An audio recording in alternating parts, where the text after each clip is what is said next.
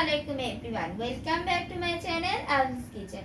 আশা করি আপনারা সবাই অনেক ভালো আছেন। আমি আজকে আপনাদের সঙ্গে শেয়ার করছি মলা মাছের একটি রেসিপি।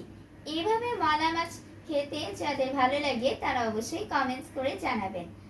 আমাদের বাসায় যেদিন এই পদটি রান্না করা হয় সেদিন আর কোনো পদের প্রয়োজন হয় না, সবাই এই পদটি দিয়ে তৃপ্তি করে খেয়ে নেয়। আশা করি এই রেসিপিটা আপনাদের অনেক ভালো লাগবে। চলুন চলে যাই মূল রেসিপিতে। মলা মাছ দিয়ে এই রেসিপিটি বানানোর জন্য প্রথমেই দিয়ে দিচ্ছি একটি আলু কুচি, দিয়ে দিচ্ছি দুটি পটল কুচি,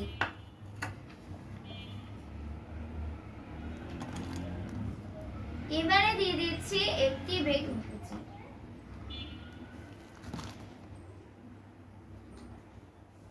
এবারে দিয়ে দিচ্ছি দুটি পেঁয়াজ কুচি, এবারে দিয়ে দিচ্ছি পরিমাণ মতো লবণ, 1 চামচ হলুদের গুঁড়ো, 1 চামচ মরিচের গুঁড়ো, দিচ্ছি 1 চামচ রসুন বাটা,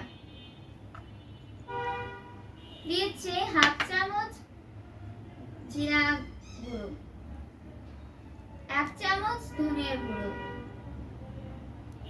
1/2 কাপ সরিষার তেল,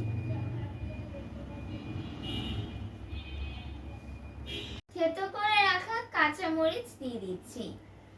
এবারে সবজিগুলোকে খুব ভালো করে হাত দিয়ে কচলে নিব যাতে সবজিগুলো নরম হয়ে যায়। সবজিগুলোকে খুব ভালো করে কচলে নিয়েছি। এবারে দিয়ে দিচ্ছি কিছু মলা মাছ। মলা মাছগুলোকে আলতো হাতে মেখে নিব। এরপর দিয়ে দেব 1 কাপ পানি।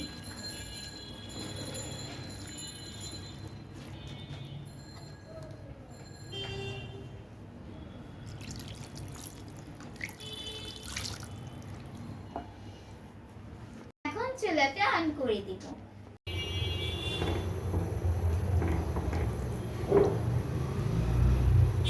এরকম গামাখা হতে দিয়ে দিচ্ছি ধনেপাতা কুচি,